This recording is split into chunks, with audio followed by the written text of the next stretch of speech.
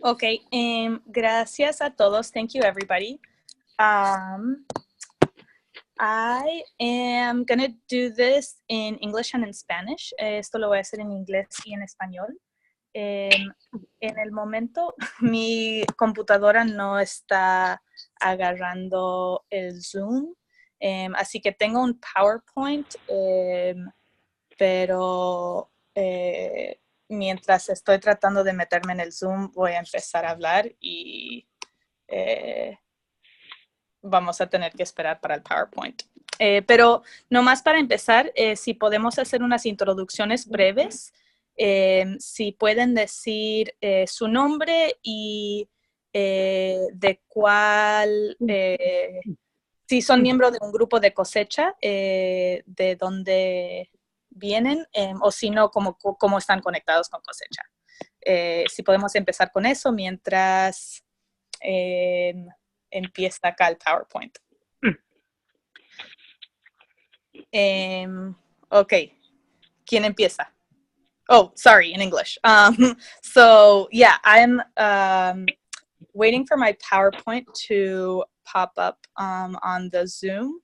But until then, let's just do a round of introductions. So if you could say your name, and if you're part of a cosecha circle, what circle you're in, and if not, just how you're connected to cosecha.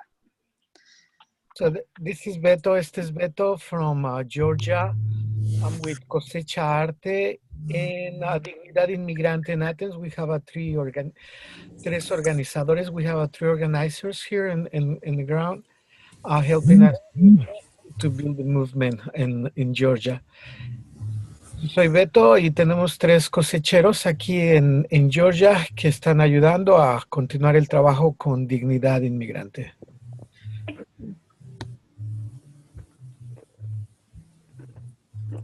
Gracias, Beto. Thank you, Beto. Who's on as Cosecha Kalamazoo? Do you want to introduce yourself? Yeah, I'm Emily. I'm sorry, I don't know if you guys can hear me. Yes, we can. Okay, cool. Yeah, my name's Emily. I work with Cosecha Kalamazoo in Kalamazoo, Michigan. That's our circle. We got our start last year through a training in Grand Rapids.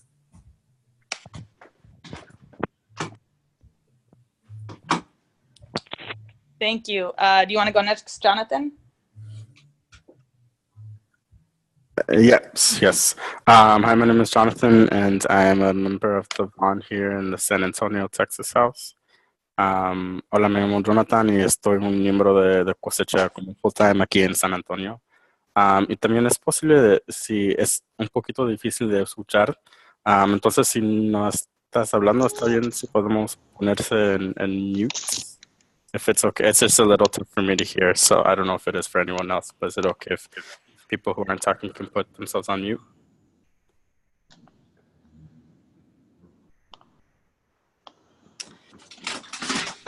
Great. Carlos, you want to go? Castañeda.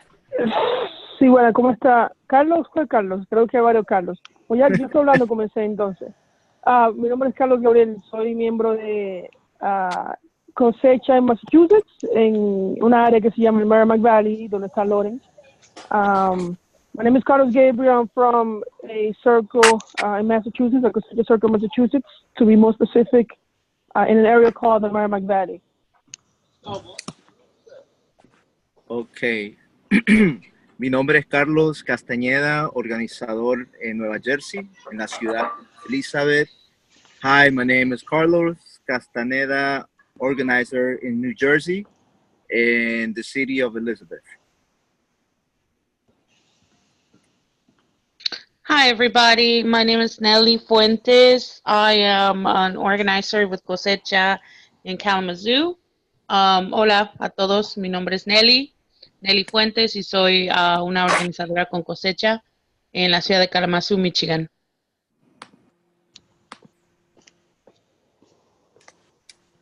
Hola, es Manny. Manny. En Nueva Jersey, Newark. What's up?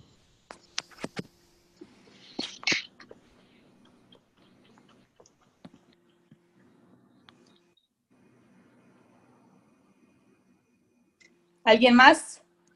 Anyone else? Yes, this is Anaí, and I'm in Chicago.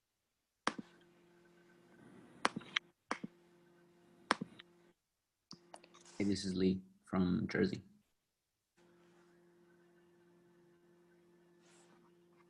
Hi everyone, this is Aroisha and I am from Jersey City.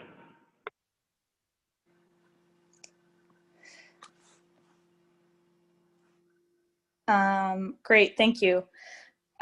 Serena, can I share, just because the Zoom is not working on this computer, so can I share the training with you and then you share your screen and I'll just let you know when you can flip? Does that work? Yeah, that sounds great. Great, thank you so much. So I'm sharing it with you now and then I'll get started. Ok, entonces, ok.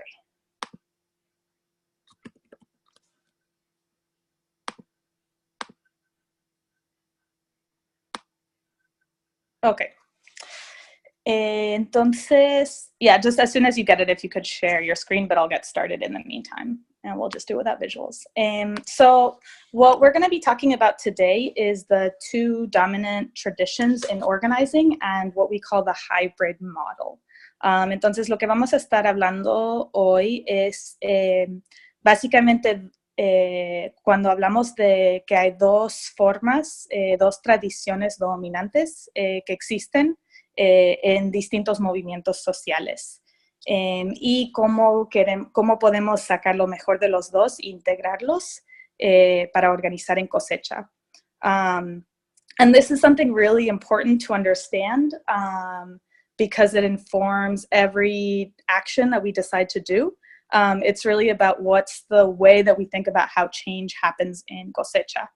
So esto es algo súper importante para nosotros entender cuando estamos tomando decisiones estratégicas y decidiendo qué tipo de campaña queremos hacer, porque se trata de cómo vemos, cómo se crea el cambio o cómo creemos que se crea el cambio en cosecha.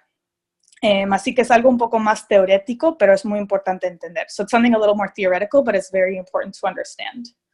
Entonces, if you could go to the next slide, Serena. Number 3. Great, thank you. Entonces, sí, so there's two dominant traditions in organizing. It's just a way of classifying different movements and different organizations.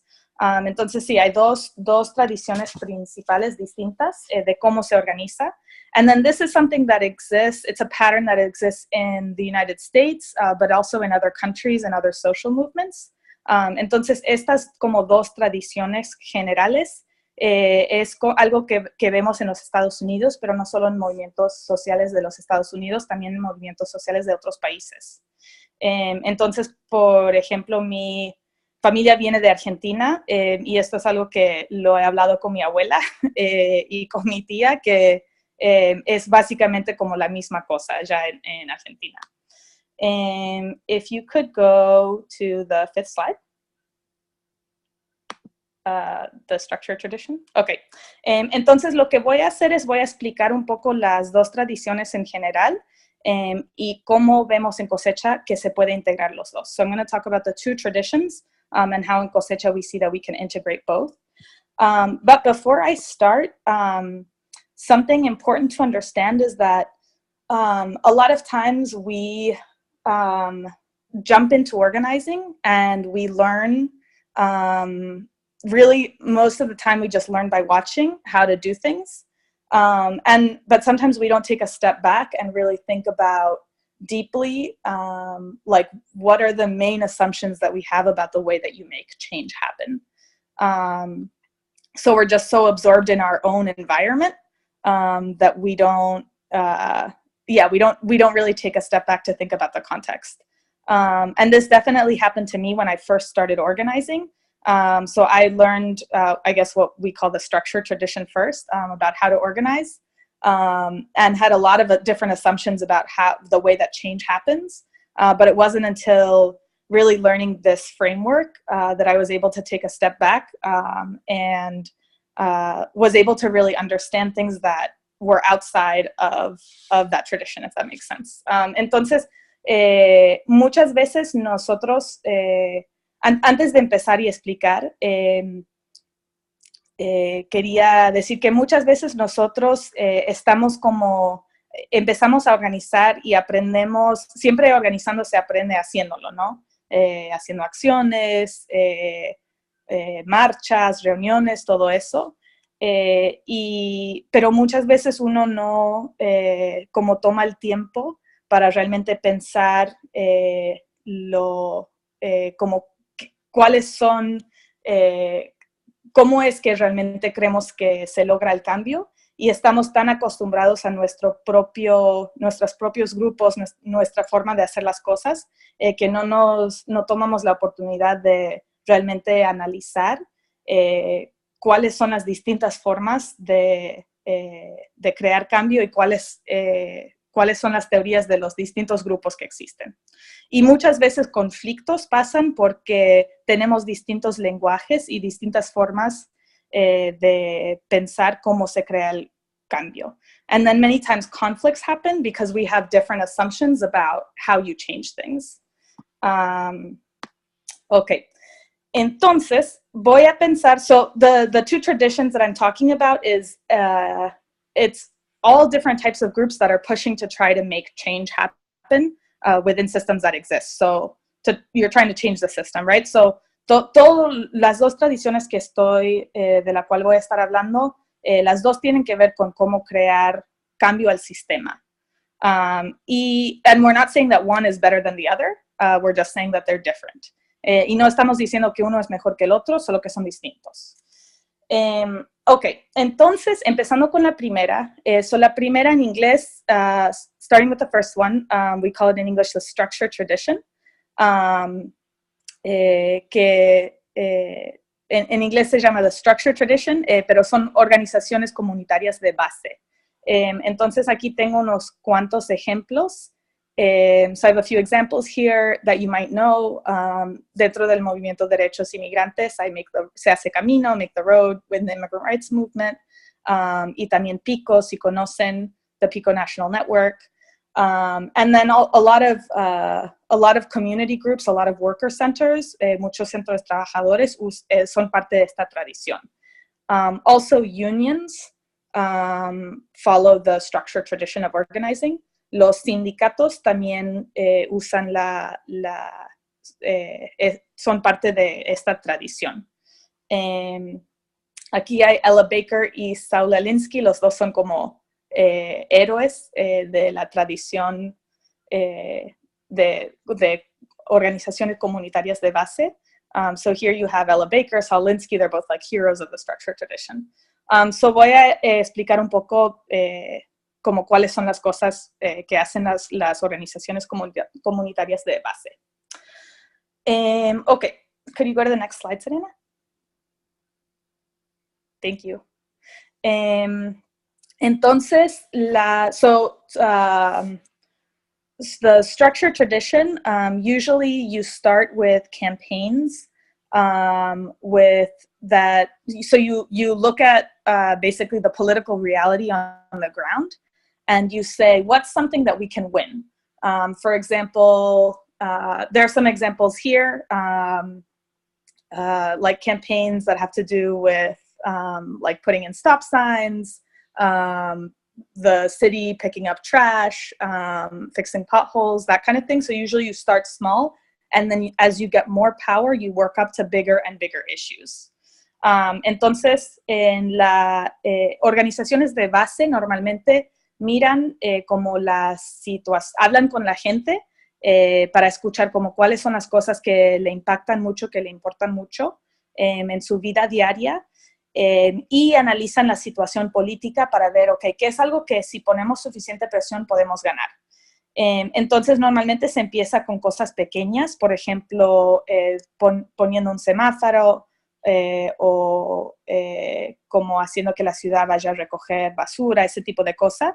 Pero mientras más y más poder consiguen esas organizaciones comunitarias de base, puedes ganar cosas más y más cosas. Entonces, por ejemplo, puedes ganar que la policía deje de colaborar con inmigración, o puedes ganar hasta una campaña de licencias, por ejemplo. So as I was saying, you usually start small, and then as your group gets more power politically and more leverage and grows in numbers, you're able to win bigger and bigger things that really mean a lot to the lives of your members. And then practices of structure-based organizations there are a lot of one-on-one meetings that you use to build relationship, and then also community meetings. Entonces, como una práctica bien importante para organizaciones de base son las conversaciones en uno a uno que uno usa para reclutar más membresía, para activar la gente, para encontrar líderes, y para escuchar cuáles son las cosas que más importan, que son más importantes para los miembros. Y también reuniones pequeñas, reuniones en casa. También hay, so there's also deep leadership development. Oh, thank you, Serena. So deep leadership development. So this is a picture of Ella Baker and Fannie Lou Hamer from the Student Nonviolent Coordinating Committee from the Civil Rights Movement. And Ella Baker was a master in coaching people to step into their deepest leadership. Entonces, otra parte muy importante de grupos comunitarios de base es que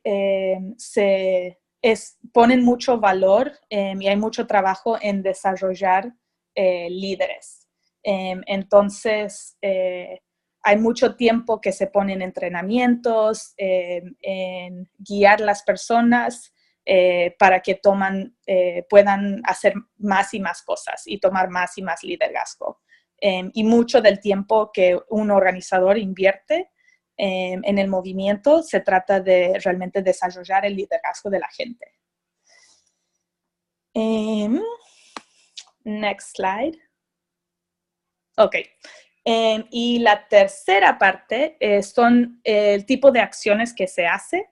So the third thing that I'll talk about is the types of actions that you'll find in the structure-based tradition. So usually, so you do an action in order to be able to put pressure on a politician. And sometimes you'll see these kinds of actions. This is a PICO action, a PICO affiliate called Power in Philadelphia or Pennsylvania. And the kinds of actions they'll do is an action where you'll bring in a politician, and then you'll get a ton of people from a ton of different churches and from a ton of different community groups to come. And then there in that public meeting with the politician, you ask them a question. And if they tell you yes, then you celebrate them. If they tell you no, then everyone starts booing them and it looks really bad for the politician, right? But the point is that actions are done in order to be able to show the politician how much, or the target, how much power you have to pressure them and change their mind. Entonces, las acciones que se hacen, esto es un ejemplo de una acción de un grupo que está afiliado con PICO que se llama Power en Filadelfia, y es una acción en una iglesia en la cual habían miles de personas de todas distintas iglesias, y se invita a un alcalde, un político que venga, y ahí uno le pregunta al político lo que quieres.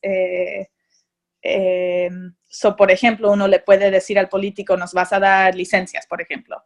Y si te dicen sí, hay aplauso, todo eso, celebración. Si dicen no, entonces ahí hay la oportunidad ahí uno puede básicamente como castigar públicamente ese político. Pero las acciones se hacen porque uno quiere mostrarle a los políticos el poder que tiene tu grupo para tratar de que cambien su posición. Okay, so that was a lot of information. I know, so I'll stop there before I go into the mass protest tradition. I'll stop there and ask for any questions that you have, or if you if this is familiar to you, if this is the kind of organizing that you've done before, if you want to share a little bit about an example of that. I do have a question. Is there a way we can follow your PowerPoint? I'll share this PowerPoint, but also you should be able to see it. If you're on your computer, you should be able to see it on the screen.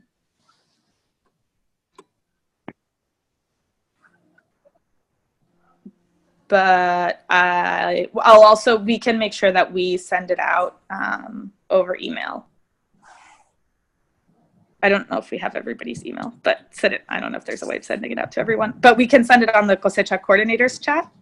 And then also, we can also send it out over the Zoom chat as well. Thank you. Yeah.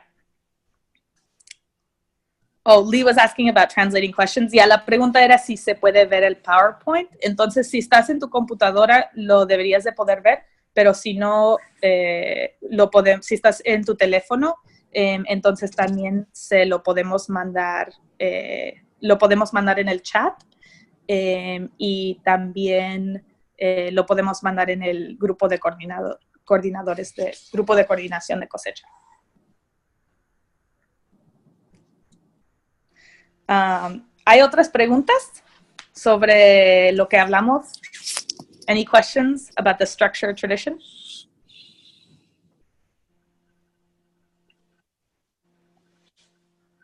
Does this make sense to people? It's helpful to get responses. ¿Sí se entiende?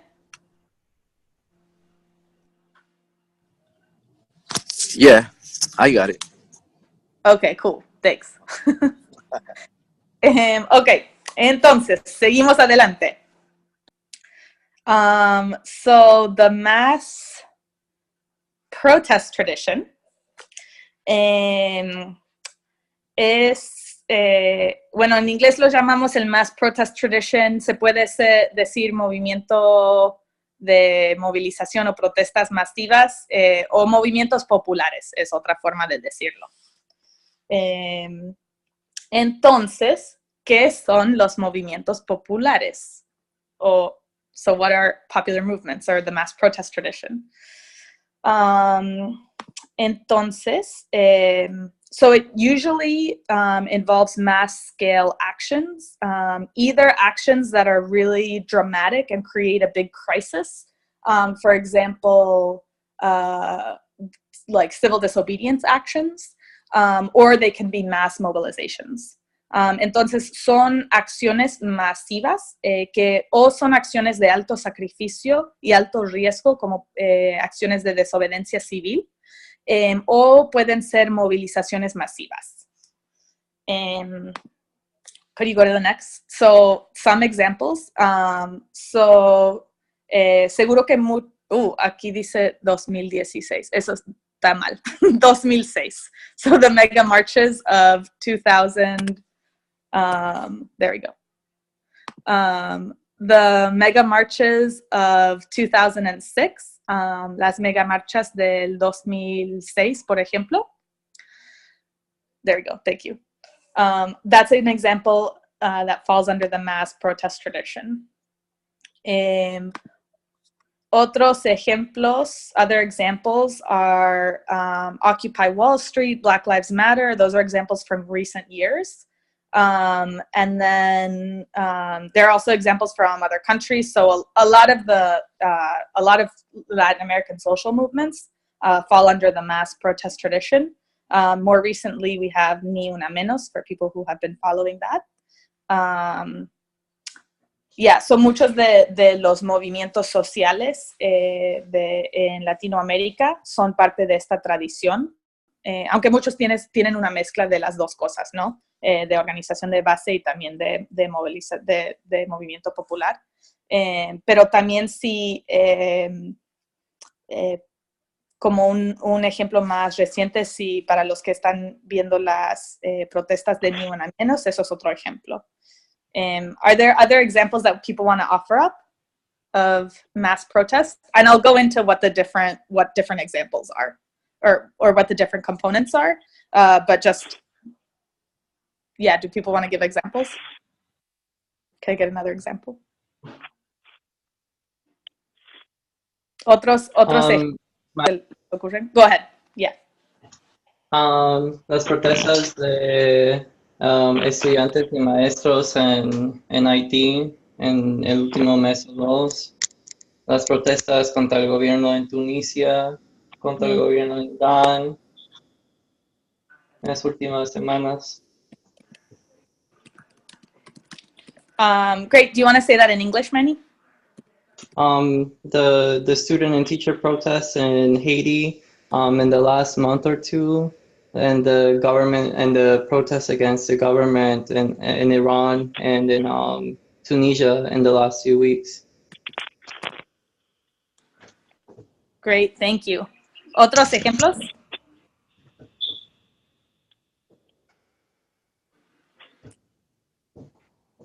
Other examples?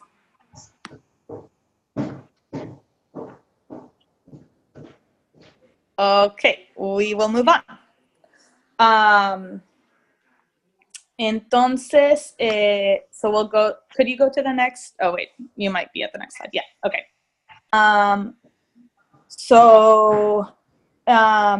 Something that's important about these mass mobilizations is that oftentimes these mass protest moments involve what we call a moment of the whirlwind, which is a moment where all of a sudden you have thousands of people who are wanting to participate in action. And they're not just people from your own, like people that you have relationships with, who you've met with, who have come to your meetings, but all of a sudden people are coming from out of nowhere saying that they want to get involved. And they're like, you know, you make a Facebook event and all of a sudden thousands of people are participating. And that's what we call a moment of the whirlwind. And usually the question when you're organizing, usually like most of the work that you do is to try to recruit people, right? You have to like do all of this work to do turnout, to get people to come to your meetings, to get people to come to your actions. In these moments of that we call moments of the whirlwind, what happens is the problem is the opposite. There's so many people who want to take action that you don't even know how to give them stuff to do fast enough. Does that make sense? Yeah. Allison, yes. Entonces, para traducir, entonces, lo que vemos en movimientos, estos movimientos populares de protesta masiva, es que tienen lo que nosotros llamamos en inglés moments of the whirlwind, lo traducimos como movimientos del torbellino. No sé si a alguien se le ocurre una mejor traducción, porque no sé si es la mejor traducción esa. Pero son momentos donde hay tanta energía de la gente que de repente, en vez de uno estar constantemente tratando de llamar a la gente para que vengan a tu reunión o tu acción, y el problema es que la gente no llega, que es el problema normal de nosotros, ¿no? Que cómo vamos a hacer alcance, reclutamiento para que llegue la gente. Pero en estos momentos pasa algo como medio mágico, que por una razón u otra, hay tanta energía de la gente y todos están como inspiradas que quieren tomar acción. Y en ese momento el problema no es cómo hacer que la gente llegue a tus acciones, pero al contrario, es como que como hay tanta gente que quiere tomar acción, que la pregunta es cómo darle lo suficiente de hacer y cómo poder coordinar toda esa gente. Entonces, yo me recuerdo, por ejemplo, bueno, para dar como algunos ejemplos que hemos visto, ayer fue el aniversario del Women's Month, que fue if everyone who's not talking can mute themselves because there's a lot of background. Somebody's talking in the background. Okay. So this, it was the 1 year, as an example, it was yesterday was the 1 year anniversary of the Women's March. And what we saw last year was that because Trump was elected and people were so angry and riled up that they wanted to do something, just some lady, I think in Hawaii, like made a Facebook event for a women's march, and all of a sudden hundreds of thousands of people were signing up. And the result was these massive marches with millions of people who were participating. So no sé si conocen la historia del Women's March, pero básicamente lo que pasó el año pasado era que cuando ganó Trump, la gente estaba tan enojada, tan enrabiada y quería hacer algo. Y había nomás una señora que no era activista ni nada, que hizo un evento, creo que vivía en Hawaii, y como eso agarró tanta energía, que lo que resultó era unas marchas masivas con millones de personas. También los que se recuerdan de los Sanctuary Campus Walkouts que se hizo el año pasado, que eso pasó porque la gente que estaba respondiendo al que ganó Trump, entonces estudiantes por todas partes querían hacer algo, y la campaña de Sanctuary Campus fue una respuesta a eso. Que miles de estudiantes en cientos de universidades y escuelas participaron. For those who remember the Sanctuary Campus, that was another moment of the whirlwind where there were so many students who wanted to participate to respond to Trump that thousands of students in hundreds of schools took part in the Sanctuary Campus walkouts. Y when these mass protest movements that we talk about, Occupy, Black Lives Matter, are at their strongest, are at their best, they're able to create these moments of high momentum, high energy, and take advantage of those moments, where just so many people are participating, and they're not people that have direct relationships with organizers, but they're people who are seeing what's happening online, on the news, and are participating. Entonces, cuando estos movimientos populares realmente funcionan, y cuando, como en su mejor caso, lo que pasa es que los movimientos logran crear estos momentos de tanta energía donde todas las reglas normales cambian, ¿no?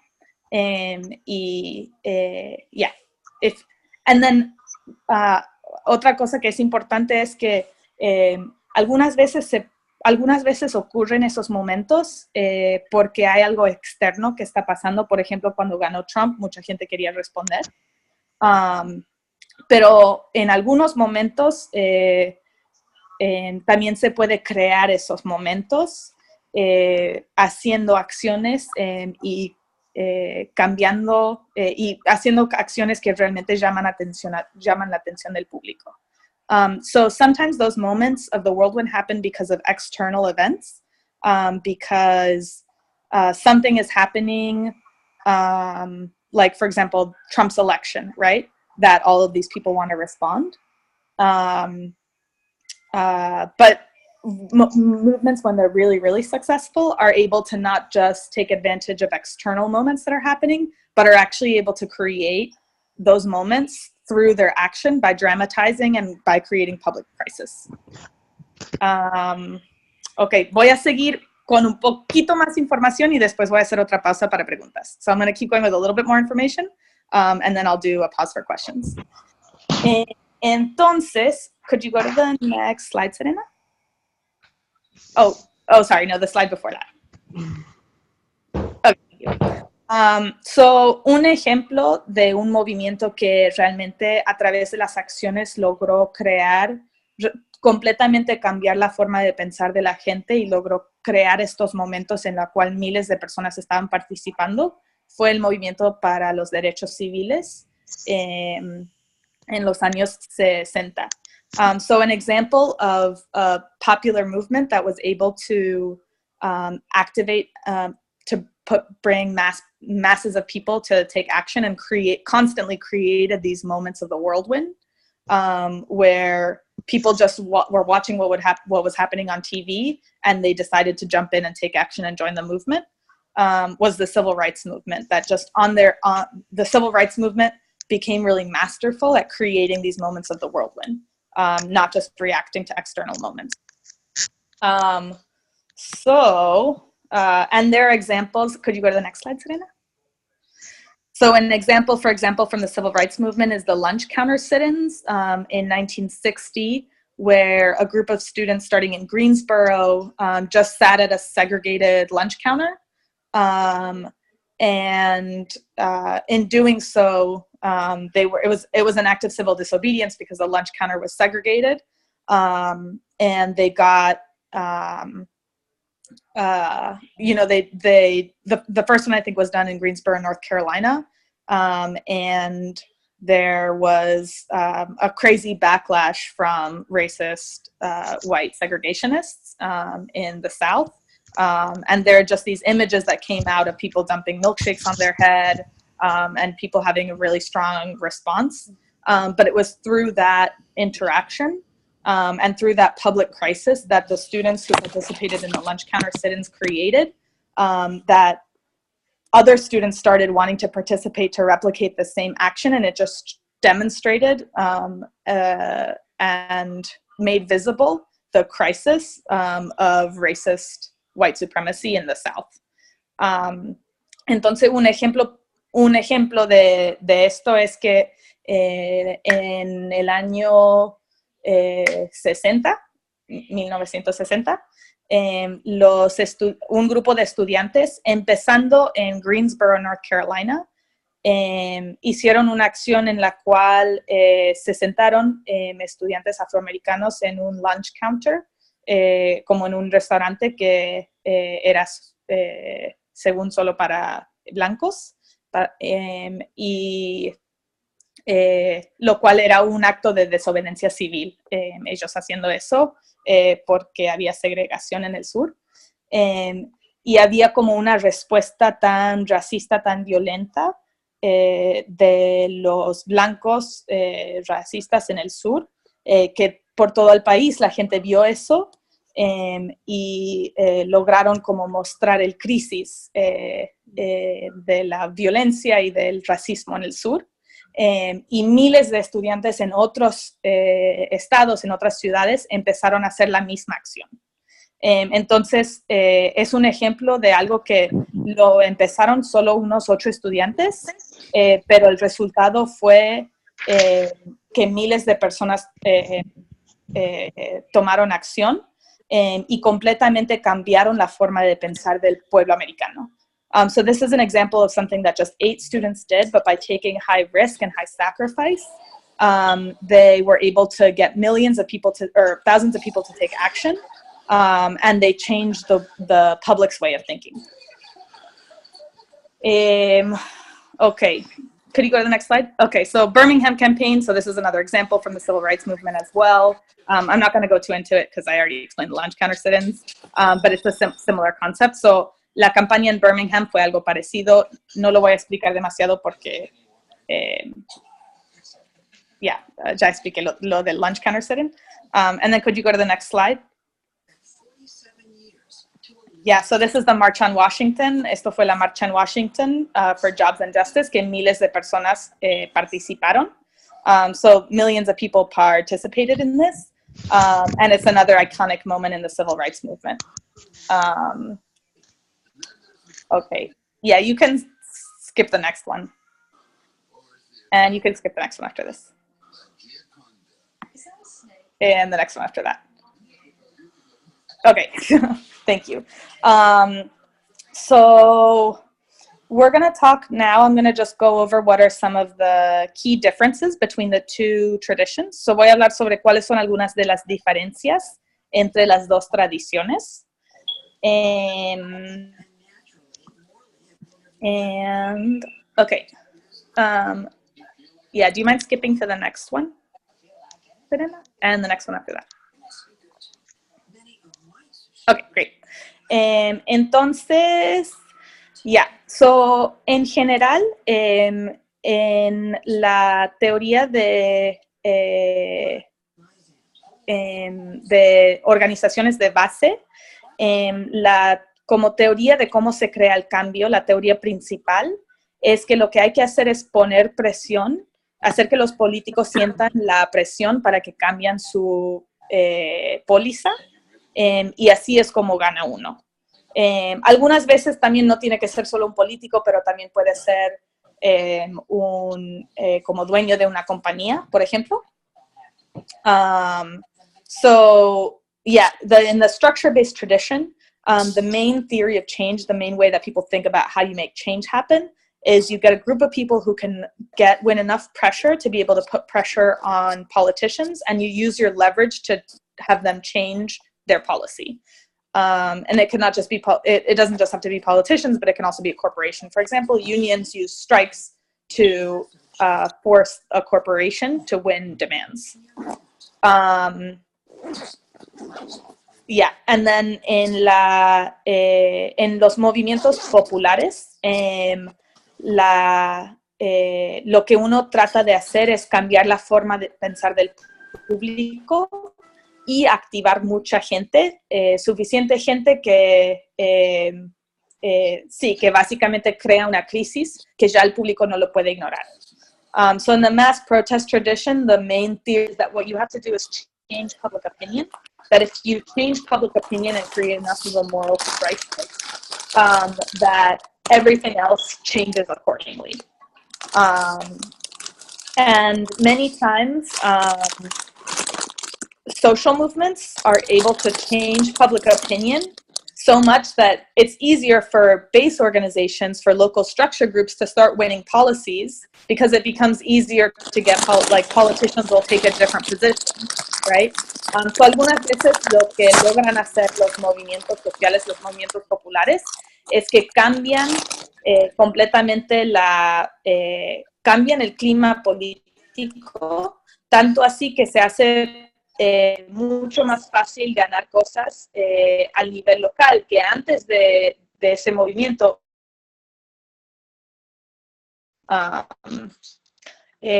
Por ejemplo,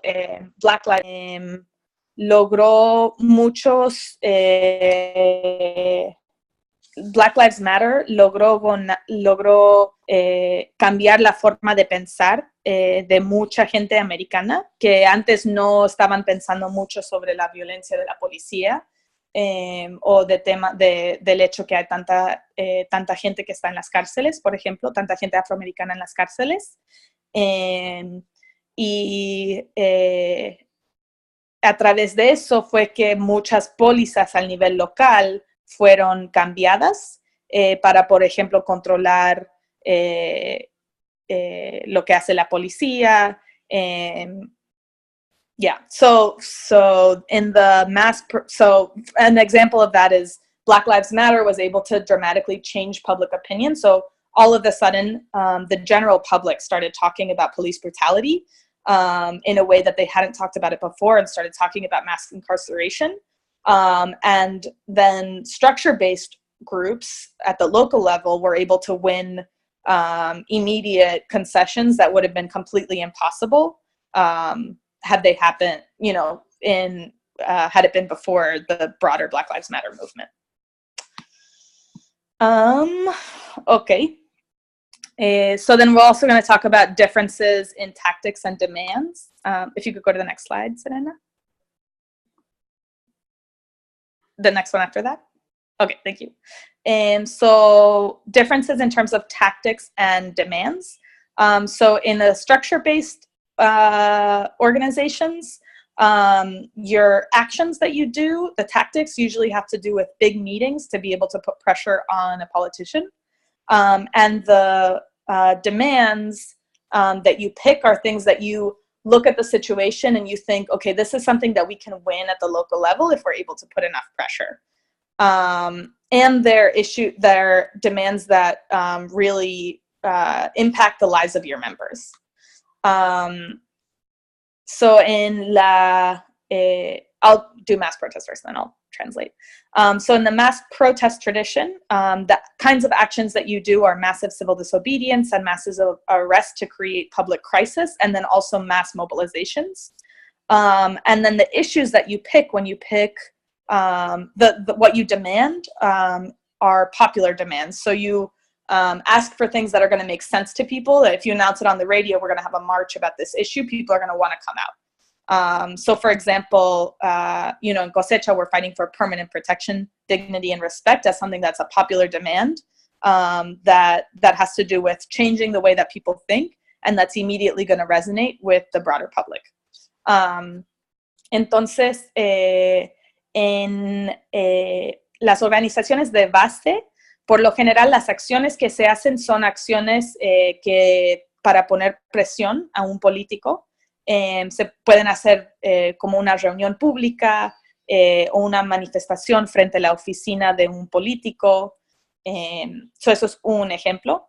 Y por lo general, las demandas son cosas que afectan a los miembros, a la membresía de uno.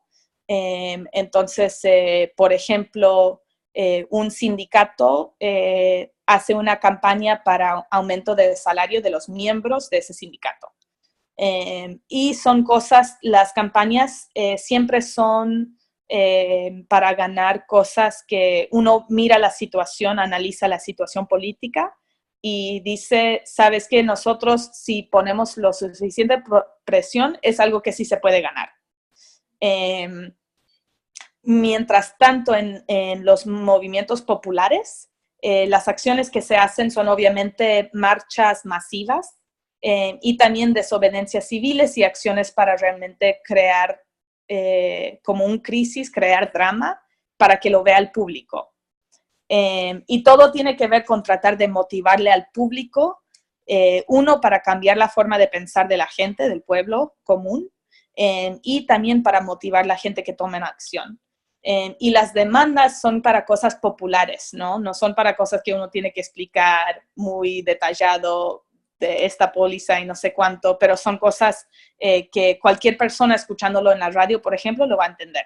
En Cosecha estamos luchando obviamente para la protección permanente, respeto y dignidad, que es algo que cualquiera lo pueda entender. Y si se hace campañas locales, siempre son para cosas que la gente va a entender. Por ejemplo, en New Jersey están haciendo una campaña de licencias, que si tú le dices licencias a cualquier persona, van a entender y van a querer participar. Okay. Do you mind going to the next slide, Serena? Okay, thank you.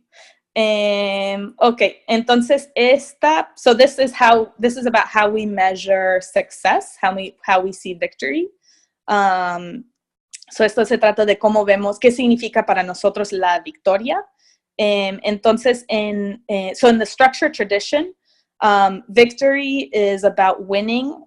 Basically, the way that we think about winning is you win small changes, small reforms at the local level.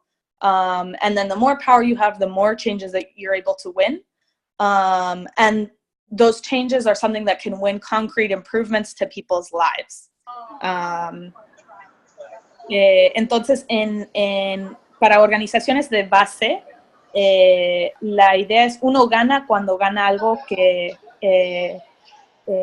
al nivel local, que realmente pueda afecta la vida de la membresía de uno, que realmente pueden mejorar las cosas para uno o para la membresía.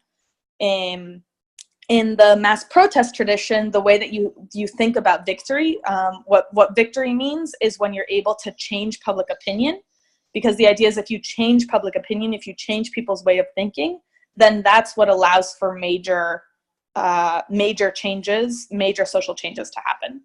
And that major policy only changes when the public starts thinking differently about an issue. Entonces, en los movimientos populares, la victoria, todo está basado en qué es lo que piensa, cómo está pensando el público.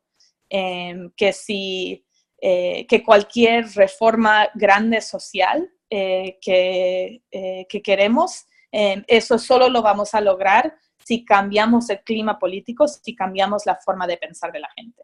Entonces, la victoria se trata de activar más personas para que más personas se unen al movimiento y que cambiemos la forma de pensar del público. Ok. Next slide, Serena. Thank you. So, lo que obviamente, bueno, como dije al comienzo, no estamos diciendo que una tradición es mejor que otra, pero es importante que entendamos que las dos tradiciones existen y que haya respeto entre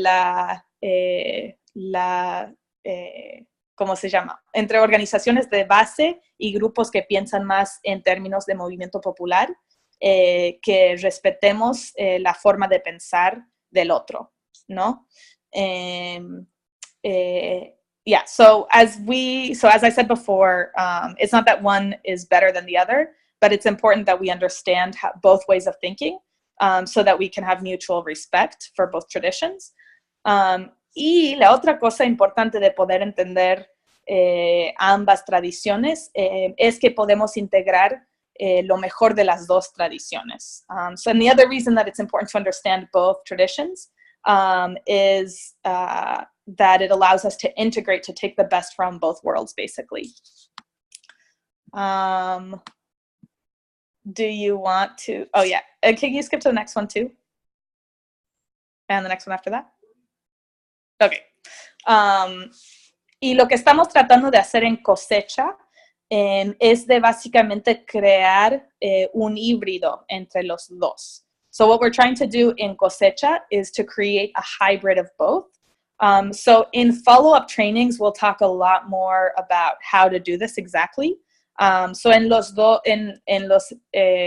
entrenamientos que siguen, vamos a hablar más en detalle sobre cómo crear un híbrido, porque es un poco complicado. Pero en términos generales,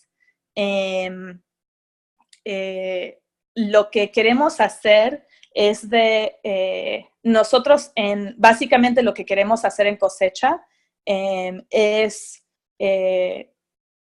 usar la teoría de cómo se crea el cambio o sea, cosecha es un movimiento popular y nosotros creemos que lo que se necesita en este país para que realmente haga el tipo de cambio que necesitamos es que tenemos que cambiar la forma de pensar del público, tenemos que crear un crisis que ya no se puede ignorar, tenemos que activar millones de personas para que participen en el movimiento y creemos que si logramos eso va a ser la única forma que podamos ganar protección permanente, respeto y dignidad para la comunidad inmigrante, ¿no?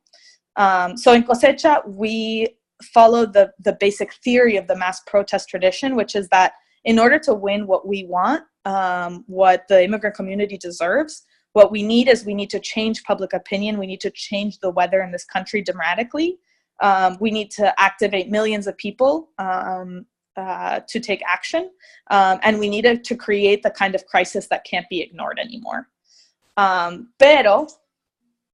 on the other hand, por el otro lado, también sabemos que lo que aprendemos de la tradición de las organizaciones de base es que no podemos ganar a lo que queremos sin también tener muchas de las herramientas que usan organizaciones de base y eso incluye tener realmente capacitar y desarrollar el liderazgo de la gente, crear grupos fuertes que pueden tener sus campañas fuertes y usar mucha de la infraestructura que tienen organizaciones de base para poder no solo reaccionar en un momento en la cual la gente quiere tomar acción, pero que pueda sostener algo un poco más a largo plazo, para que cuando ocurren momentos donde hay mucha energía podamos seguir creciendo. Y integrar personas en una estructura como los círculos, como los pueblos, como los grupos locales, y desarrollar ese liderazgo para que no se caiga siempre cuando la energía se baja. No sé si me hago entender. So basically what we know in Cosecha is that in order to be able to reach the numbers we want, we also need to be able to not just polarize the public, but we need to be able to use some of the learnings, the leadership development of base organizations, of the structured tradition. So we need leadership development, and we need to be able to create the kind of infrastructure, the kinds of teams at the local level that are able to absorb people, so that when we have moments where millions of people or thousands of people want to take action, the momentum doesn't die when the energy dies, but that we're actually able to bring people into a structure so that we can continue to grow so that we can continue to grow to be able to build towards the general strike. Entonces, so can you go to the next slide, Serena? Or no, the next slide. The slide before. Oh, well, this is fine. Okay, so thank you. So one example of this hybrid model is an example that it's a movement that we've studied a lot in Cosecha. And there was a movement of students in Serbia that were able to take down the dictator there, Milosevic. And what they have taught us is that they basically reached a similar point to, I think, where the immigrant rights movement is, where they had many structure-based groups. They had the political parties, they had the unions, they had local student groups, and they had this moment where they had in Serbia these mass mobilizations where tons of students were activated. But after those mass mobilizations died down, there was basically nothing left and no plan for how to continue building to be able to take down Milosevic. And it was at that point where students saw this moment of momentum rising up, where millions of people were taking action, and then they saw it die down, that they realized that they needed to be able to integrate these two traditions of organizing. So they needed to be able to bring the structure and the leadership development of the unions and the political parties and the local student groups, but also be able to take advantage of and create the momentum that they saw when there were mass student protests. And that's basically where they created this hybrid model, which we take, and we've learned a lot from them in Cosecha. And basically over the course of 3 years, we're able to create a movement that took down their dictator. Entonces, nosotros en Cosecha aprendemos mucho de un movimiento que se llama Otpor, de estudiantes en Serbia, que lograron, básicamente quitar su dictador Milosevic. Era un movimiento completamente no violento, completamente pacífico. Y Otpor fue fundado básicamente creo que un movimiento, estamos como en un momento parecido, pero básicamente que ellos se dieron cuenta, habían muchos partidos políticos que seguían la tradición.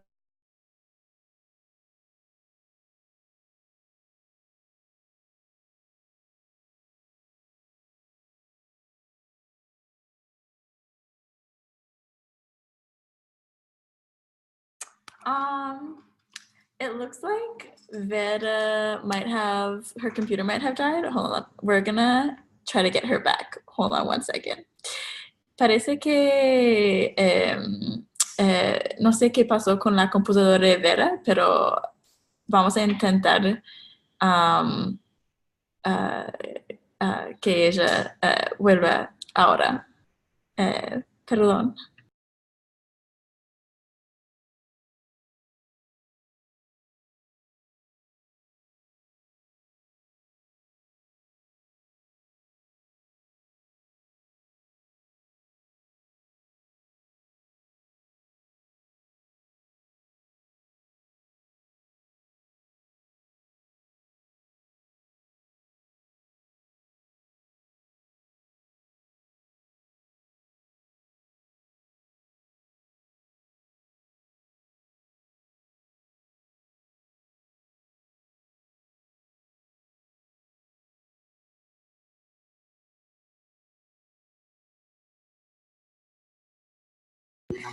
Okay, we have Emily here who's going Carlos to. is on the phone. Oh, or Carlos.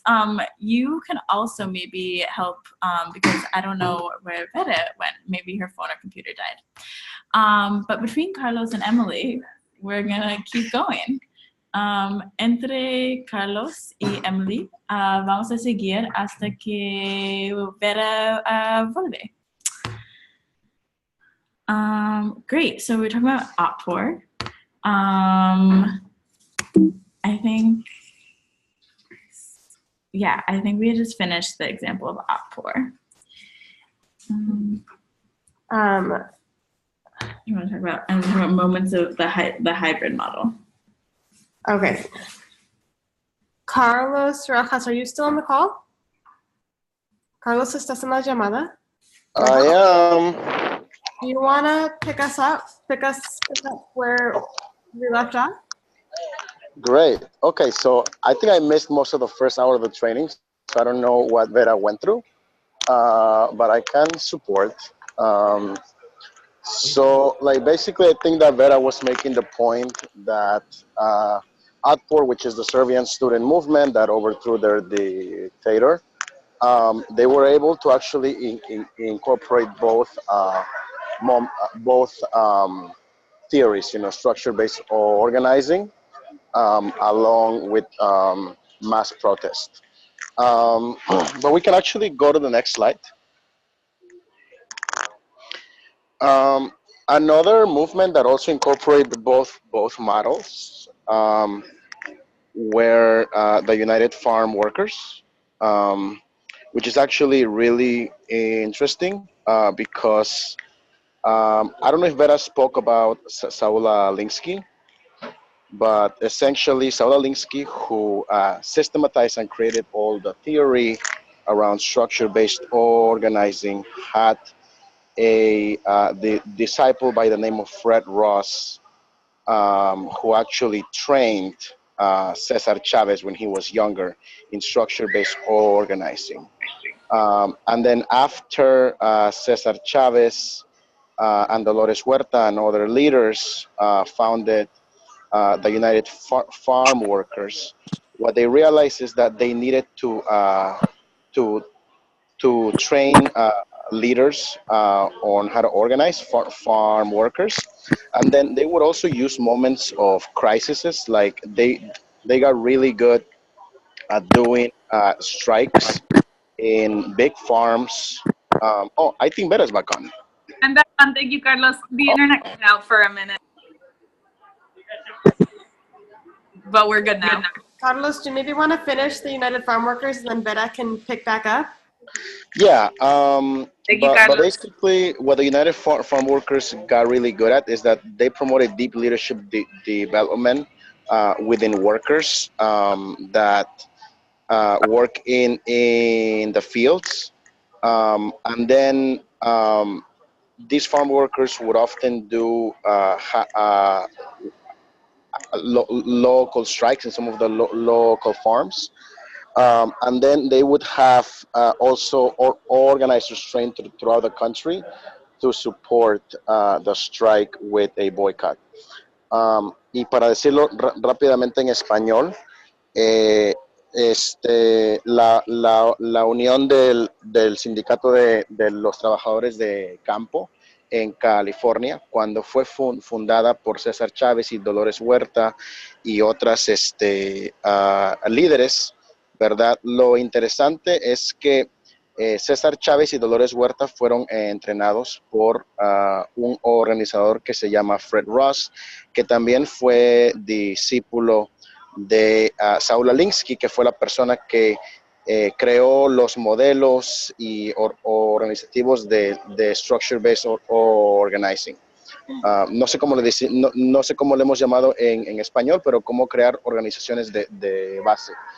Y es interesante que solamente 2 generaciones después de entrenadores, personas como Dolores Huerta y César Chávez empezaron a crear su propio modelo de organizar a la comunidad, donde habían trabajadores que se les enseñaban y se invertía mucha educación, se invertía mucha se les enseñaba mucho con cómo organizar a su comunidad, y ellos tenían un modelo híbrido de hacer huelgas fuertes, huelgas en los lugares de trabajo y en las compañías agricultoras más grandes, como en Delano, en California. Y también tenían una base de organizadores por todo el país que capturaban la atención del público, apoyando la huelga por medio de boicots económicos, que dramatizaban el dolor y el sacrificio que los trabajadores estaban sufriendo en California. Y fue por medio de esta combinación de hacer huelgas fuertes, apoyadas por el público en general por medio de boicots económicos, que se ganaron muchos de las mejorías hacia los derechos de los trabajadores del campo. All yours, Vera. Thank you, Carlos. Sorry, everybody, my internet cut out. Thank you for listening, Carlos. So yeah, well, that basically wraps. Actually, up to questions now. But I just wanted to share, so it's really important that we understand these two different traditions, because oftentimes a lot of the different disagreements that groups have really comes from not understanding that there are two different ways of thinking about how change happens. And then we start fighting and calling each other names. We're like, oh, you are not strategic, or like, you are, sellouts, whatever it might be. And it's from not understanding that we just have fundamentally different ways of thinking about how change happens. But it's by understanding both that we can, that we're able to, one, have like a shared framework for talking about stuff, for strategizing, but it also helps us be able to decide to pick and choose, to be able to take the best from both traditions.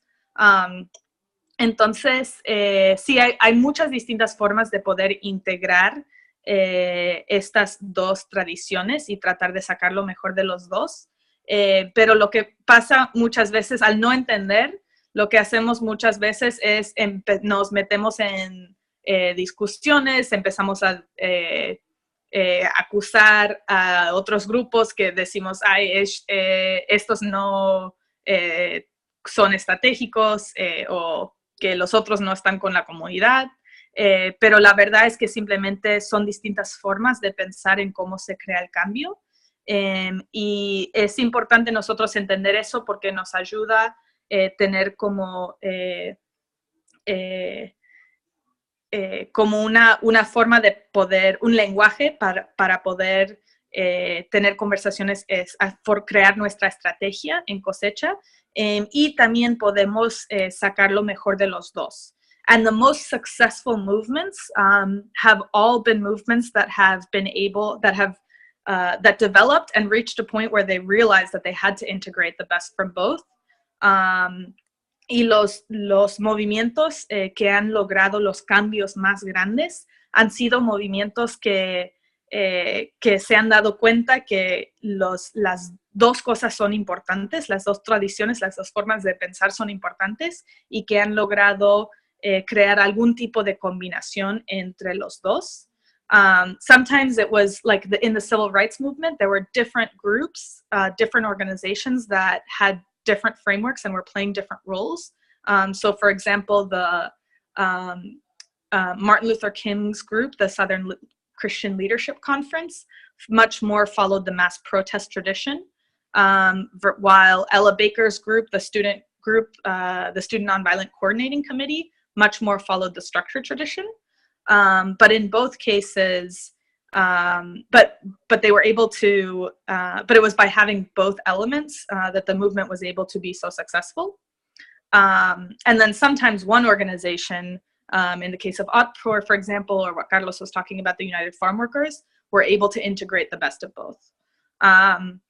Entonces, solo que los movimientos que han sido, que realmente han logrado cosas grandes en la historia, han logrado tener como alguna integración, algún híbrido entre las dos tradiciones.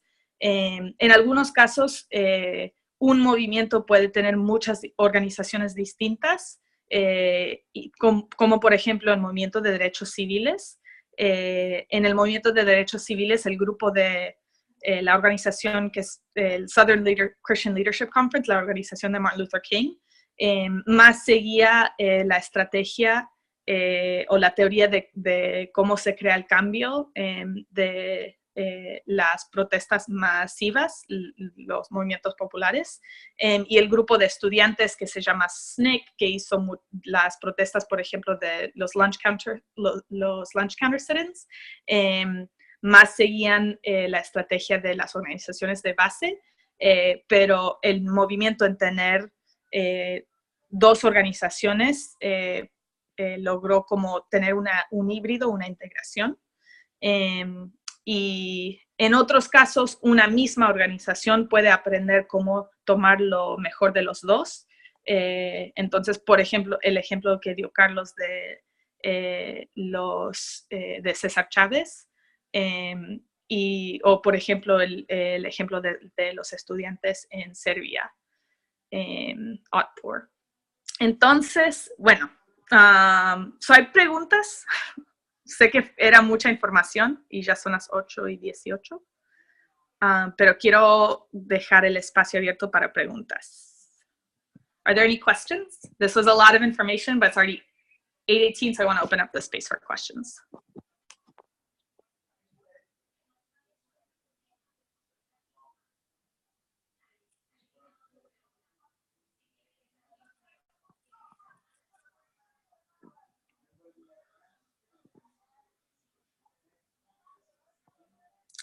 Or if not questions, if you have comments, things you've noticed, or just want to share something you've learned. So si no tienen preguntas, si tienen comentarios, I have a question.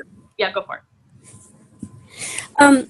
Were there, when Cosecha was being formed, were these the two examples that specifically went into kind of the backbone of the organization? Or are these things that have been, like, thoughts that have sort of been developed in the meantime? Great. La pregunta de Emily fue si cuando se estaba formando Cosecha, si estos son los dos ejemplos que estamos usando nosotros como modelos, o si,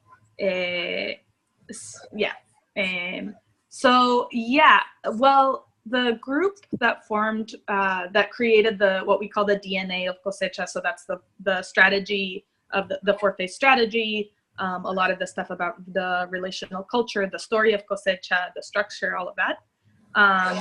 The group that formed that, what we call them the honesty team, was basically what they did was after the last attempt at a failed immigration reform bill in 2013, 2014, they got together and they started studying a lot of movements. And both Otpor, the movement in Serbia, and also the United Farm Workers were really key movements that they studied and that were used as an inspiration for the strategy of Cosecha. So yes, but picking and choosing, because you can't just, I mean, the context matters a lot, so you can't just like control copy, control paste.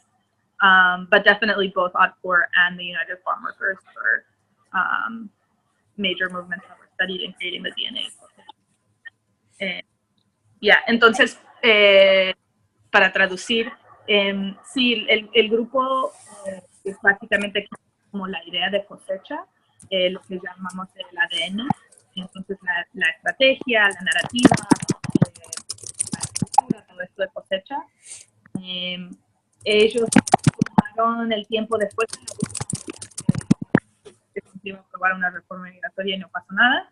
Ellos tomaron el tiempo de estudiar muchos distintos movimientos sociales y estudiaron el movimiento de César Chávez y también de los estudiantes en Serbia, Otpor, y los usaron ambos como modelos, básicamente. Yeah, but I think there's, no, I'll just leave it at that. there's different pieces that they took from those different movements. And the United Farm Workers and Otpor integrated the structure and mass protest in really different ways.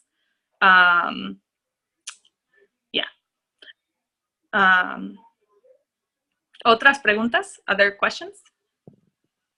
Or Emily, I don't know if you had a follow-up to that.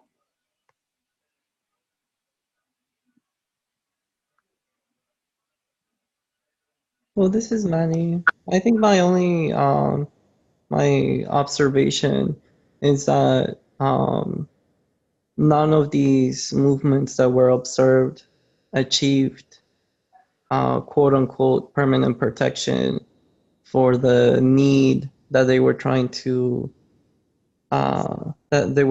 address, and that we have to think about that in Cosecha, and that for all of us at the base in trying to learn about where Cosecha has come in terms of its theory of change, we have to understand that it's not static and that it's up to everyone, every single person that's involved in Cosecha, whether people choose to stay with Cosecha or not, to continue to study and understand what is the nature of what we're fighting and why did those movements fail.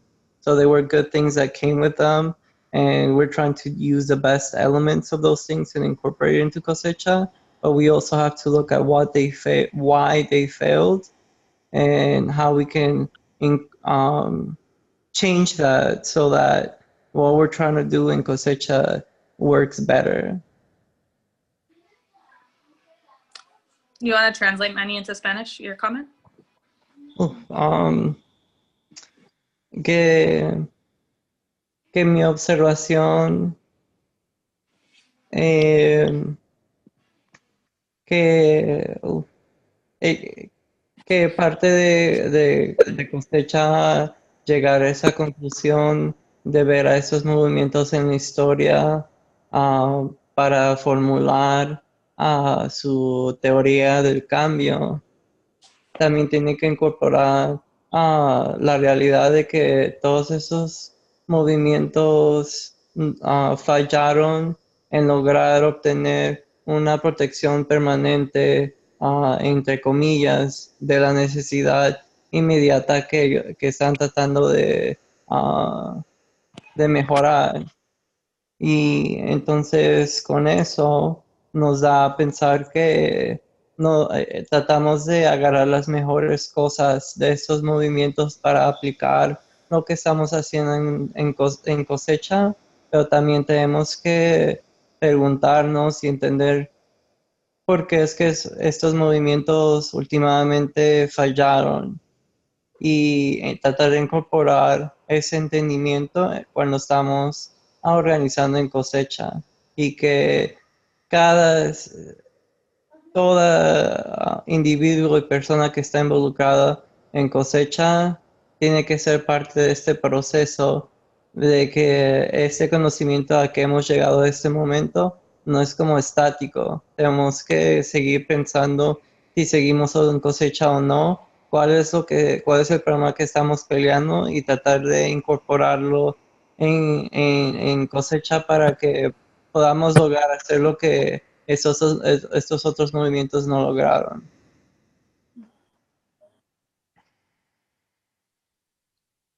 Yeah, I would say in terms of, I think for sure a lot of the movements that we've talked about hit a point where they were no longer able to continue winning major changes. But I think all of the movements that we talked about as examples of hybrid models, so the civil rights movement, the United Farm Workers, and Otpor, were able to win major social changes and fundamentally transformed society. And so in that sense, I look at them as victories. But of course, I think, on the one hand, this work takes constant experimentation and learning also from the failures, not just the successes. And it's not easy, and as many people as possible need to be a part of the thinking and the strategizing and studying and learning social movements so that we figure out how to do things, because Cosecha is different and not every movement is the same.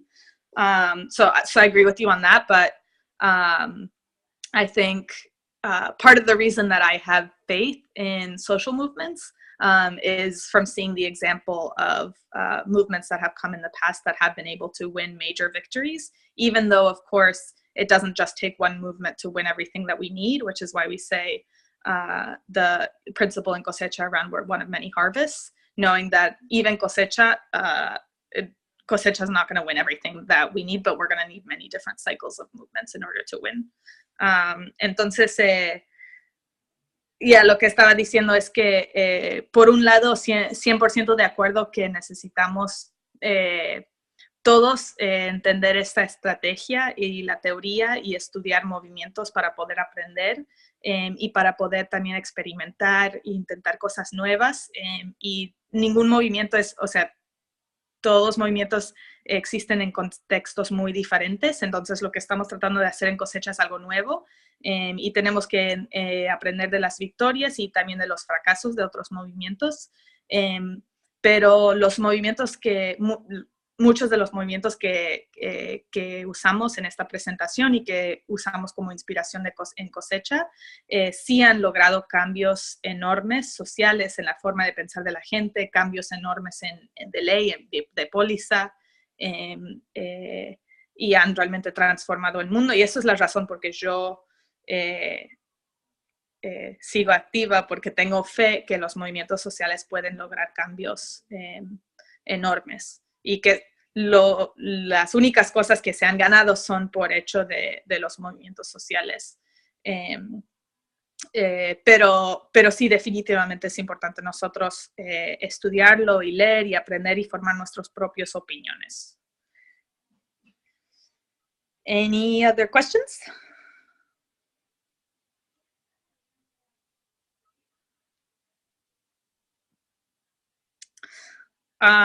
Okay, so I know the next part of the training series will go more in depth into how, into the hybrid model in Cosecha. And just a little bit of review. So there's different ways of trying to integrate both the structure and the mass protest tradition in social movements. And in Cosecha, what we're trying to take from the mass protest tradition is this perspective that we have to change public opinion, we have to change people's way of thinking, and we have to do actions that create crisis that can move more people in to take action in order to be able to win. And what we take from the structure tradition is that we can't just be responsive, but when there are moments to take action, we need to be able to bring people into groups, to organize, to do trainings, to do leadership development. And that's the important local work that happens to be able to build strong groups locally. And that's what we learned from the structure tradition. So solo un resumen. Bueno, vamos a tener en los siguientes webinars, en los siguientes entrenamientos, vamos a entrar mucho más en detalle en cómo se crea el híbrido entre las dos tradiciones, porque es complicado, pero en términos generales, en Cosecha, hay muchas formas de integrar los dos, pero en Cosecha lo que estamos tratando de hacer es tomar de la tradición de los movimientos populares, esta idea que tenemos que la forma como vamos a crear cambio en los Estados Unidos, la forma como podemos ganar la protección permanente, es cambiando la forma de pensar del pueblo americano y creando momentos de crisis que ya no se puede ignorar, en la cual podemos activar millones de personas. Y la parte de la tradición de organizaciones de base es que para que pueda existir eso, necesitamos grupos fuertes, necesitamos hacer entrenamientos y capacitaciones para los líderes, porque no vamos a poder llegar a acciones, no vamos a poder llegar a boicots y a huelgas y a acciones en la cual participan millones de personas sin tener ese base de líderes entrenados fuertes que estén haciendo sus propias decisiones sobre cuál tipo de campaña quieren hacer y sobre cómo avanzar y seguir la estrategia de cosecha. Entonces, eso es la parte que tomamos de las organizaciones de base. Y todo es siempre en cosecha, es cosa de experimentar, estamos aprendiendo en todo lo que hacemos. So en cosecha, everything is about experimenting. And in every new campaign and every new action we do, we're learning something new. That's why it's really important for as many people in cosecha as possible to learn and understand some of this framework, because that's what allows us to become stronger as a movement and to grow and to continue to experiment together. Entonces, sí, son las 8:30, así que les dejo con eso, al menos que haya otras preguntas. Verás, ¿sí me escuchan o no? Sí. Just to clarify, I just wanted to add that the reason why the model of structure-based organizing is so dominant in the U.S.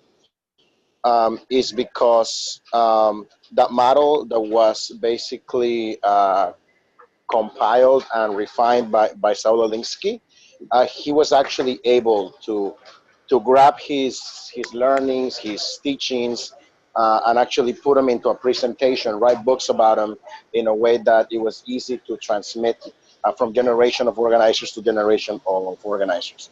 Lo que quería decir es que la razón por la cual el modelo de crear organizaciones de base es tan popular en Estados Unidos es porque Saul Alinsky creó una organización que todavía sigue vigente hoy y tuvo la oportunidad de poner todo lo que él aprendía, todo lo que él se daba cuenta, lo puso en libros, en presentaciones, de manera que las generaciones de organizadores se las podían pasar de generación a generación.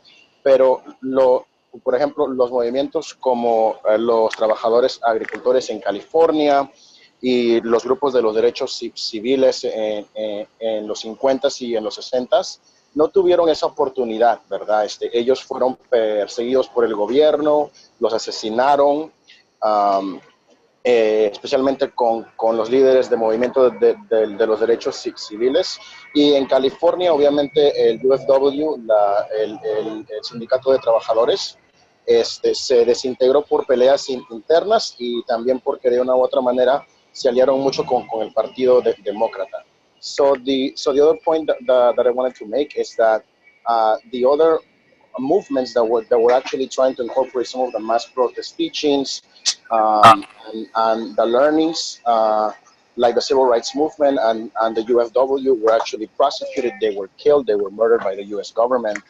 And the farm workers in California, they broke apart through internal fights, and also because a lot of the leadership sided with the Democratic Party, right? And even during the last elections, Dolores Huerta endorsed Hillary Clinton. That's just to give you an example of that. So when we are talking about that we're integrating these learnings, we're actually doing work that had been done before, but that actually wasn't ever put into a model that was able to be given from generation to generation. So creo que es muy importante saber eso, que el liderazgo de personas de color que estaban incorporando estas enseñanzas no se pudo guardar, no se pudo preservar para tenerlo hoy en día.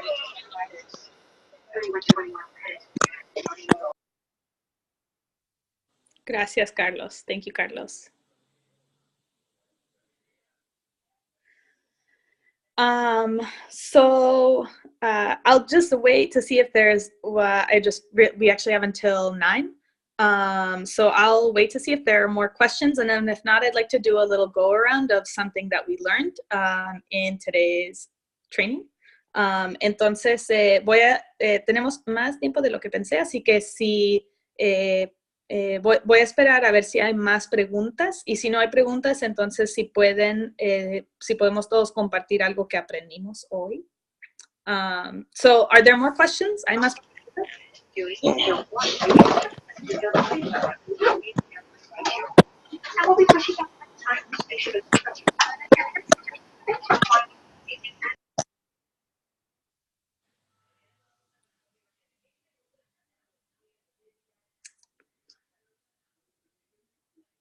And Serena is asking if anybody wants to revisit or see any of the slides again.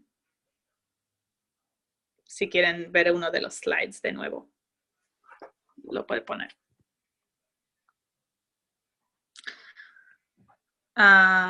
Okay, I also just wanted to add another thought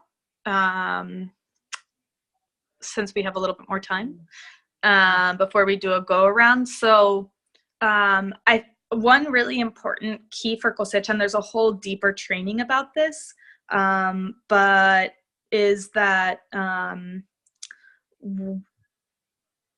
like major key way that we integrate the best of the structure-based tradition and the best of the mass protest tradition is that when you have these moments of high momentum, high energy, and you give people something to do, or you do a massive action, what's so important is that that you focus everything when you're doing that on what we call absorption. So it's making sure that when you have an action where tons of people are coming out, that you actually give them a next step that they can do, and that you give them a training right then and there in that moment, that you get people's names and phone numbers, and that you're able to do the follow-up. Usually if you have a ton of people coming, you can't have just like one-on-one conversations with everybody, because you can't have like one-on-one conversations with 1,000 people. So that's if you're in a good situation, that means you've got like 1,000 people to your action, people that you don't even know, that you've never met before, that aren't on any of your lists. And the best thing to do in that moment is say, folks, this is when we're having a training, and then you just train them on as much as you possibly can so that they become members of your group and understand the core thinking, right? But most of the time, think about, for example, the Women's March that happened last year. So that was pure mass protest, no thinking about structure and what was the plan beyond that. So there wasn't a next step, there wasn't a follow-up, there wasn't any way that people got they got some people's phone numbers, but in general, they weren't able to get all of those people's phone numbers. And imagine if at the Women's March that had happened last year, they had announced, here's the next action that we're going to do. We're going to do a major civil disobedience for anyone who wants to do a civil disobedience. And on top of that, come to these trainings that are going to be happening in every city, and you'll get trained in a strategy for how to be able to continue to grow this movement. That would have been a game changer. That would have been crazy. You would have had millions of people trained in like a massive anti-Trump movement, right? But that didn't happen because not enough people have studied the hybrid model. But that's why in cosecha, it's so important that we make sure whenever we have an action, whenever we do like a big civil disobedience, we're always there's like text, huelga de 41411, right? That's about getting people's phone numbers so that we can reach back out to them and invite them to things. And locally, like for the licenses campaign, for example, in New Jersey, y'all are having actions where a ton of people are coming, people that you've never even met before. So it's so important to get everybody's phone numbers. And if it starts to feel overwhelming, like we can't reach out individually to all these people, it's becoming too much, then have something ready for them to do so that you're saying, this is the next step, get trained in cosecha, and so that they can join the campaign and you can continue to grow. And then there's like more details about how to do that. And there's more, so we'll go into that follow-up. But that's the key thing, is that you do actions to be able to get people, and then you have to train them and make sure that you absorb those people into your structure. So, yeah. Ok, so está explicando solo porque tenemos un poquito más tiempo. Entonces, esto creo que lo vamos a explicar más en detalle en los otros entrenamientos que siguen. Pero una cosa súper clave para nosotros en cosecha, para cómo integramos lo mejor de las dos tradiciones, es de asegurar cuando hay una acción que llega a miles de personas, son demasiadas personas que uno no puede hacer reuniones uno a uno con todas esas personas, imposible, ¿no? Entonces, es tan importante en ese momento pensar, ok, ¿cómo vamos a asegurar que estas personas, que las podemos integrar a nuestros grupos? Entonces, dos puntos muy importantes para poder hacer eso. Uno es asegurar que conseguimos los números de teléfono de todos ellos para poder hacer seguimiento. Es obvio, pero se nos olvida en el momento cuando hay mucha energía, ¿no? Pero es lo más importante. Y número 2 es de si hay demasiadas personas que vienen, que es imposible hacer el seguimiento individualmente con todas esas personas, entonces ahí en ese momento puedes anunciar, ok, esto es lo que sigue, vamos a tener un entrenamiento masivo, únete, lo anuncias ahí mismo cuando hay la acción para que esas personas, para que esa gente sepa cuál es el paso que sigue.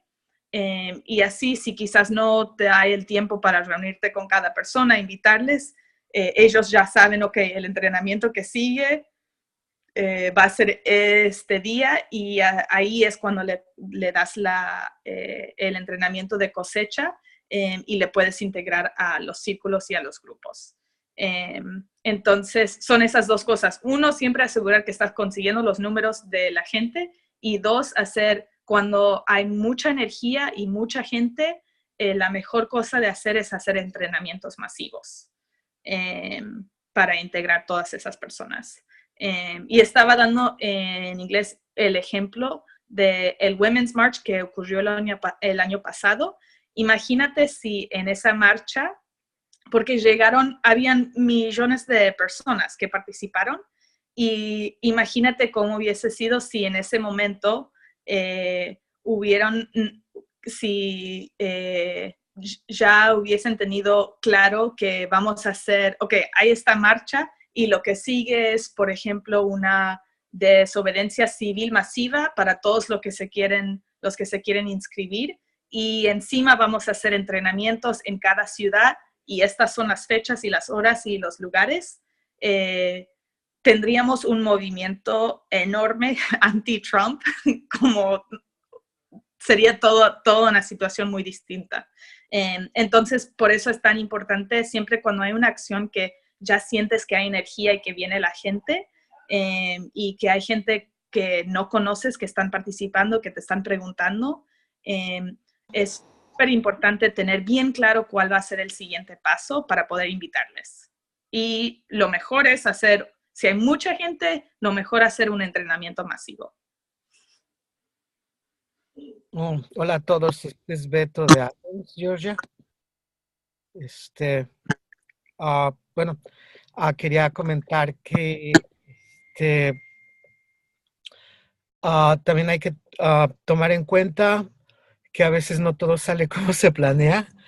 Cuando hacemos nuestras campañas, cuando trabajamos con la comunidad, y siempre hay este espacio para la improvisación.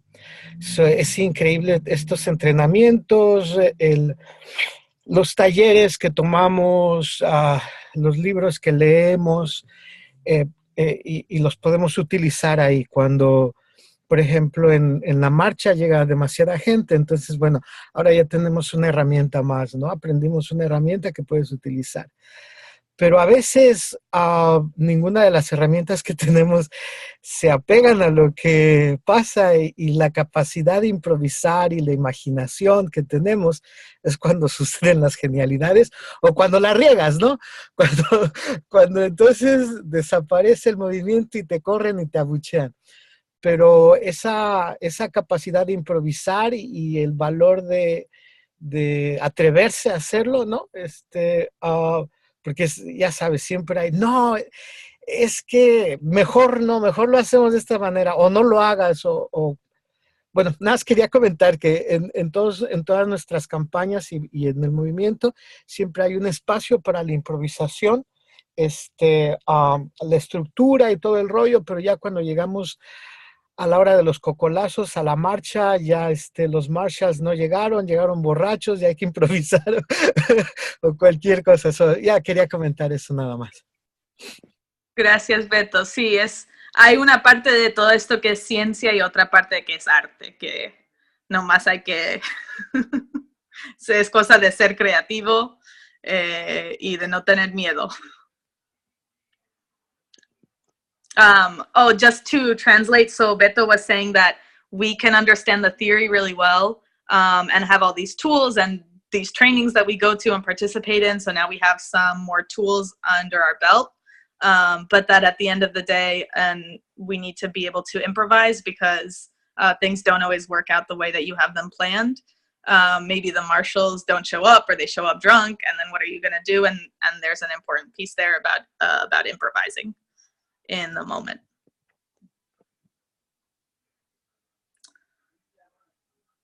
Other comments or questions? ¿Otros comentarios o preguntas? Hi everybody, this is Valentin. I just want to say I think, sorry, you were speaking about the Serbian movement earlier, reminding me of the Tiananmen Square movement done by students in Beijing, China in 1989, where students got together in Tiananmen Square to protest the war. That created like a social movement that like went on towards to like get the country to like stop the war. So like, you know, I didn't know about the Serbian movement, but that was very interesting, very informative. Which like brings about the fact that social movements actually do work and they bring about change in society. Thank you, Valentín.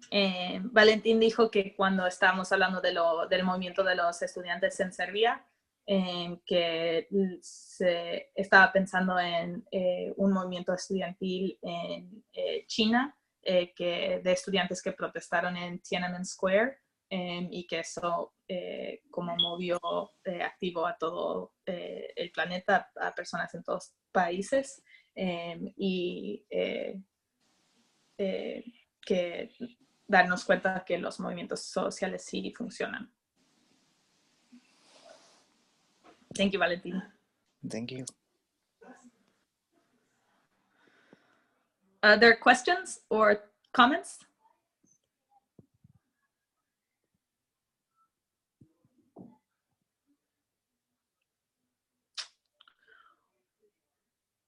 Okay. Is this giving people ideas about what that they can use at the local level?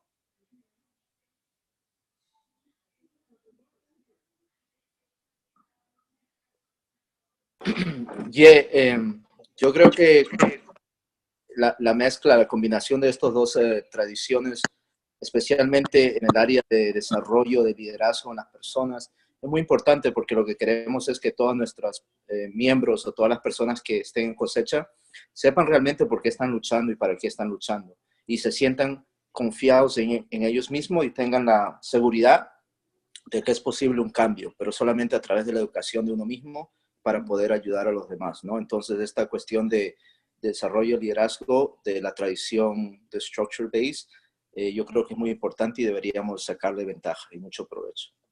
Yeah. Gracias, Carlos. ¿Quieres traducir en inglés? ¿O yo te lo puedo hacer? Yes, lo puedes hacer tú mejor. Okay. So, yeah, Carlos was saying that just learning from taking the best of both traditions, and that the piece around leadership development is from the structure tradition is really important and something that we need to make sure we integrate into our work in cosecha, and that making sure that everybody who's participating in cosecha and our campaigns is getting trained and has clarity about what we're fighting for. Así. Sí, gracias. Thank you. Ok. Bueno, si no hay otros comentarios o preguntas, bueno, vamos a compartir el PowerPoint aquí en el chat para los que tienen acceso, y también lo podemos postear en el evento en Facebook. Y no sé, Serena, si quieres anunciar el entrenamiento que sigue la semana que viene. So we're gonna share this PowerPoint on the Facebook event, and then also in the, Serena just shared it in the chat. Thank you, Serena. And then I don't know, Serena, if you want to share what's happening next week. Yeah, thank you so much, Sarah. So next week we are going to be talking about movement ecology, about how different organizations and movements and alternative institutions work together to create change. Así que la semana que viene vamos a hablar sobre la ecología de los movimientos, como las organizaciones y movimientos y instituciones alternativos trabajan juntos para hacer cambios. Y quiero decir muchas gracias por unirse con este entrenamiento. Espero que lo disfrutaran y que recibieran algo, aprendieran algo nuevo y que, como dijo Vera, que pueden traer algo a su trabajo local. So yeah, just thank you so much for joining this training. I hope you were able to take something that you can, as Vera was saying, use on the ground locally. If you learned something new and that you enjoyed it. And if we recorded it so you can share with others in your circle, y lo grabamos, así que lo pueden compartir con otros en sus círculos. Yeah, and please, we always want feedback if you want to learn more about something in particular. We really started this training so that we like deepen our knowledge of the theory behind Cosecha's work.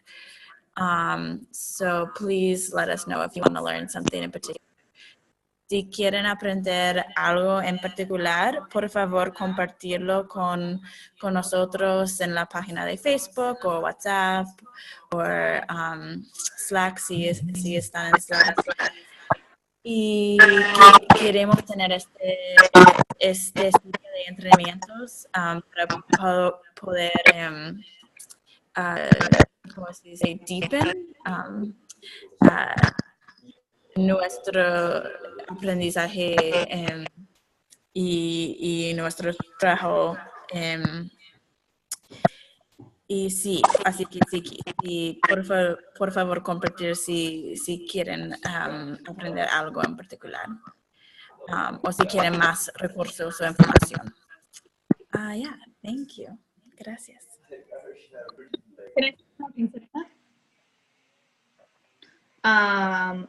If you guys are having an action where you're feeling like there's going to be a lot of people coming and you need help thinking about how to make sure that they're being absorbed into like your circles and your structure, then for sure reach out, because there's a lot of like online tools that are helpful, and then definitely I really want to support you in making sure that that you're able to bring those people into the group and do the kind of leadership development that Carlos was talking about. So yeah, I guess for now, just make sure to reach out to somebody, any of the Cosecha volunteer organizers, or put it on the Cosecha coordination chat. Or share it in the Facebook group if you're like, we have an action and we think a lot of people are going to come and we're not sure what to do with them. Because I've been in the situation before where a lot more people showed up than I knew what to do with. Yeah, there's a lot of tools out there. So solo quería decir, si estás en la situación, en la posición en la cual tenés una acción, están haciendo una acción y ven que hay mucha gente que va a venir, y más gente quizás que demasiada gente para poder llamárselos todos, invitarles a una reunión. Entonces, por favor avísenos, porque yo les quiero apoyar en como cuáles son las herramientas que existen para poder asegurar que toda esa gente sean entrenados y que para no perder esa gente, Entonces, puedes ponerlo en el chat de coordinación de cosecha o en el grupo de Facebook de Training Series, o si tienen Slack, me pueden encontrar en Slack, como sea, pero queremos ayudarles porque hay muchas herramientas que existen para esos momentos y vamos a hacer esos entrenamientos, pero ya, si tienen una acción y como que saben que va a llegar mucha gente, entonces por favor avísenos porque les queremos apoyar en asegurar que esa gente sean integrados a Cosecha.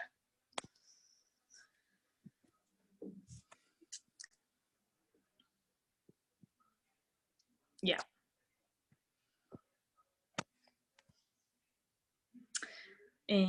Okay, so thank you very much, everybody. Gracias a todos. Y el domingo que viene. Yeah. Muchas gracias. Thank you, guys. Thank you, everybody. Thank you for everything. Have a good night. Good night. Good night. Good night. Thank you. Thank you, Vera.